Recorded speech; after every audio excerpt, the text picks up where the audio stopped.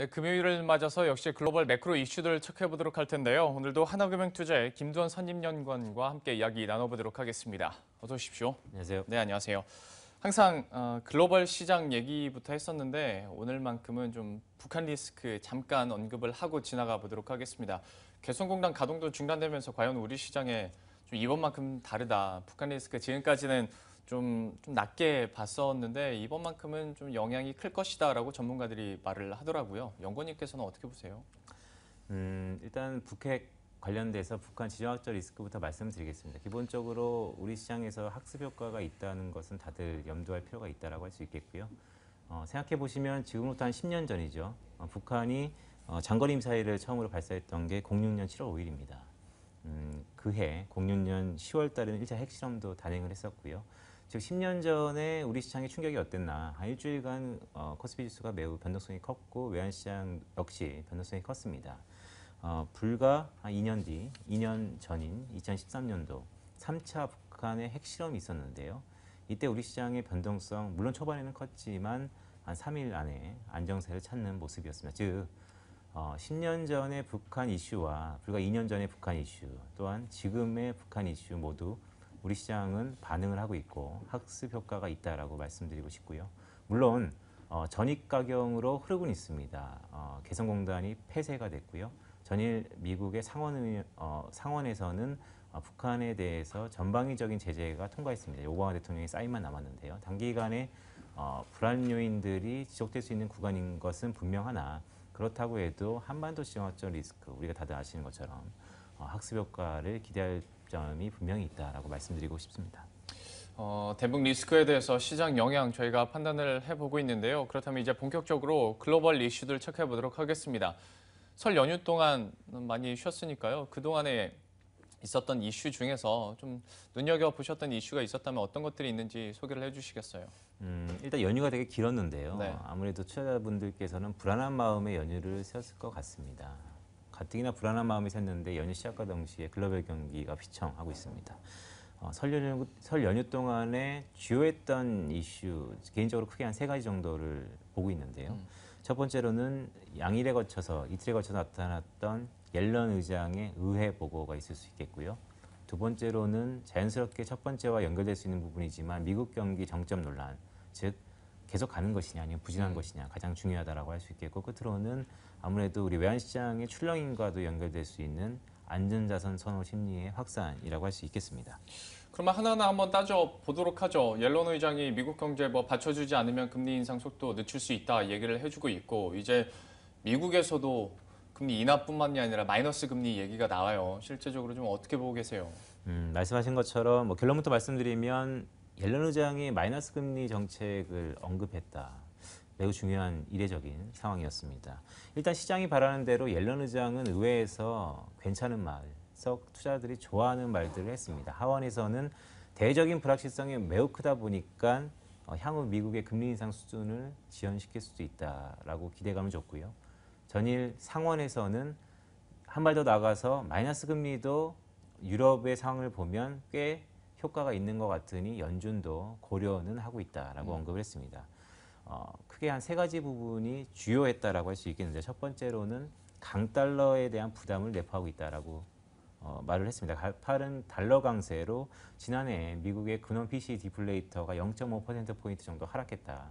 즉 통계적으로 보면 지난 한 해 동안 미 연준의 인플레가 1.32% 정도입니다. 즉 가파른 달러 강세가 없었다면 1.8%를 넘는 거의 2%에 육박한 수준이었다는 점을 감안해 본다면 향후 이러한 가파른 미달러 강세에 대해서 부담을 연준이 인지하고 있고, 이런 점이 향후 연준의 통화정책, 즉 미국의 금리 인상과 직결될 수 있는 부분이라는 점을 투자자들에게 단서로 남겨줬다라고 할 수 있겠고요. 네. 두 번째로는 미국 내부적일 뿐만 아니고 외부적인 상황, 즉 미국 경기 전반적인 둔화 가능성을 인지했다는 점입니다.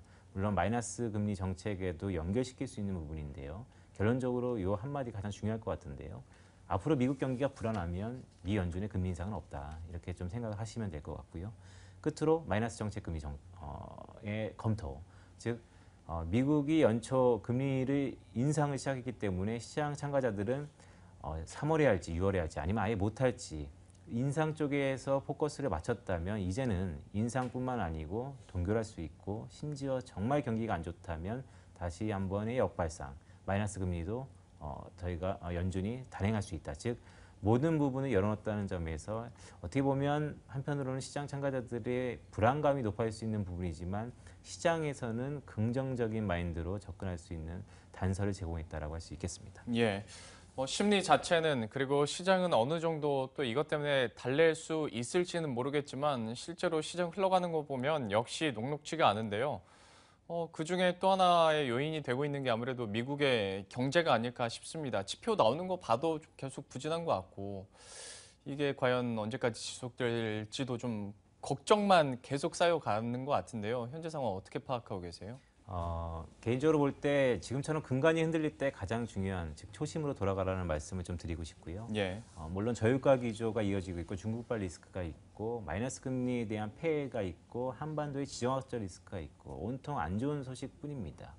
하지만 개인적으로 봤을 때 그중에서 가장 중요한 게 미국 경기에 대한 불안, 즉 미국 경기 정점 논란이었는데요. 물론 미국 경기가 부진한 건 맞습니다. 그동안 경기 회복을 이끌어왔던 에너지와 헬스케어 산업이 부진한데요. 에너지는 다들 아시는 것처럼 중동 산유국들 간의 치킨 게임이 이어지면서 미국 셰일 업체들의 신용 스프레드가 급증했습니다. 최근에 S&P사는 미국의 천연가스 업체들의 신용 등급을 강등하기도 했고요. 이처럼 에너지 부분이 불안하고요. 국책 사업이었던 헬스케어 역시 우리나라의 그 바이오주와도 연결시킬 수 있는 부분이지만 기대와 실적의 괴리가 너무 큽니다.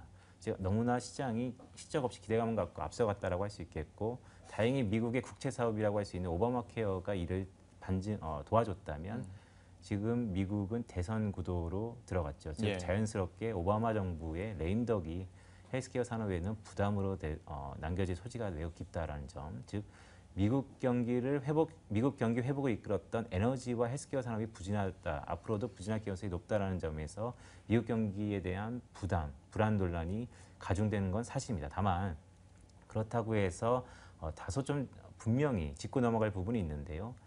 고용 시장과 결부된 미국의 임금이 완만하게라도 반등을 시작을 했고요. 저유가에 대한 소비 특혜가 시간을 가지고 분명히 미국 가계 소비를 이끌어올 것이다. 이런 두 가지 점을 저희가 다시 한번 상기할 필요가 있다라고 할 수 있겠습니다. 어느 정도 지켜볼 점까지도 얘기를 해주셨습니다만은 아마 우리 개인 시청자 여러분들은 귀에 잘 안 들어오실 것 같습니다. 악재들이 워낙 많아서요. 걱정거리만 계속 높아져 가고 있는데요. 일본 얘기도 때문에 안 할 수가 없을 것 같습니다. 어제도 잠깐 다른 분과 또 얘기를 하긴 했습니다만은 마이너스 금리까지 정책을 도입하면서 BOJ 그리고 일본 정부가 바랬던 시나리오와는 정반대 현상이 지금 나타나고 있잖아요. 그렇다 보니까 과연 추가적으로 통화 정책이 과연 이것도 쉽지 않겠다라는 생각도 좀 들고요. 그리고 엔화의 초강세에 대해서도 좀 걱정이 많이 나타나고 있더라고요. 이 부분은 앞으로의 전망 어떻게 보고 계세요? 공교롭게도 1월 BOJ 통화정책 회의가 열리는 시각에 제가 방송을 했었는데요. 네. 가능성은 적지만 BOJ가 깜짝 이벤트를 할 수 있다라고 단서를 좀 남겨드렸었습니다. 마이너스 금리 정책 생각보다 약효는 떨어지고 있고요. BOJ는 앞으로도 20의 수준을 밟을 것으로 생각됩니다. 즉 향후 3월달 아니면 더 나아가 4월달 BOJ에서는 추가적으로 금리 인하를 더 할 가능성이 매우 높고요.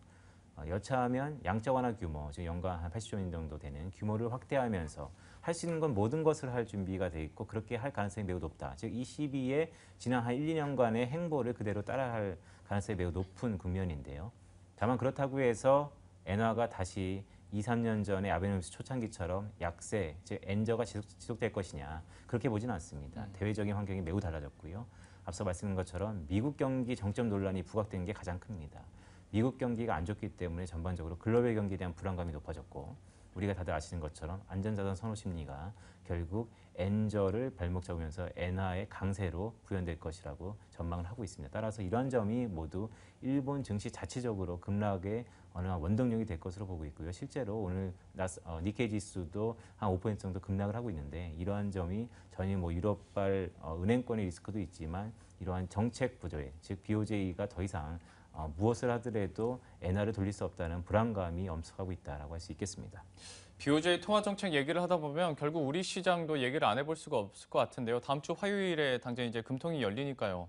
우리는 좀 어떻게 대응하는 게 좋을까요? 일단 뭐 목요일날 하다가 다음 주는 화요일날 하는데요. 예.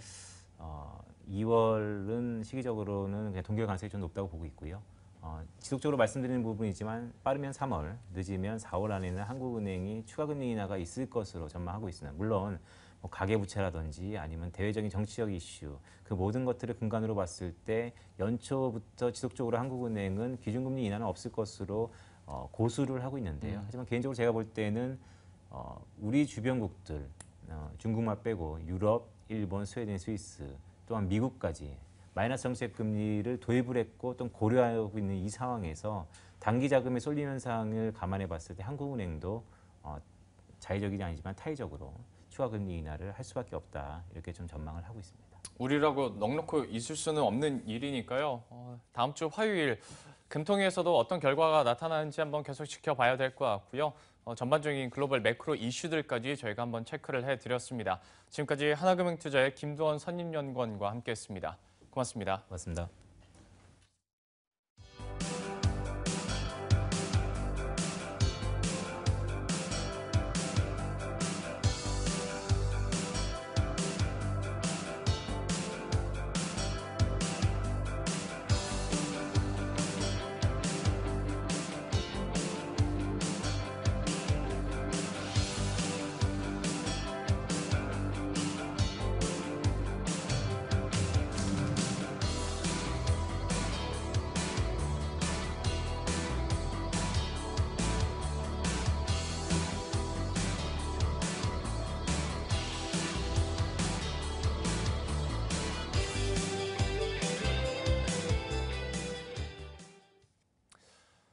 전반적인 글로벌 시장 상황 그리고 우리 시장 상황을 보면 시장이 좀 멈춰졌으면 싶으실 수도 있을 것 같습니다.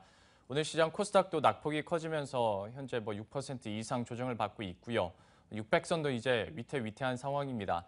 참 이 시간 이후로는 제가 여러분들에게 드릴 수 있는 말이 힘내시라고 선방하시라고라는 말밖에 없어서 저도 참 마음이 무거운데요. 오늘 끝까지 좀 최선을 다하시고요. 다음 주 월요일에 또 좋은 투자 전략 가지고 다시 찾아뵙도록 하겠습니다. 시청해주신 여러분 고맙습니다.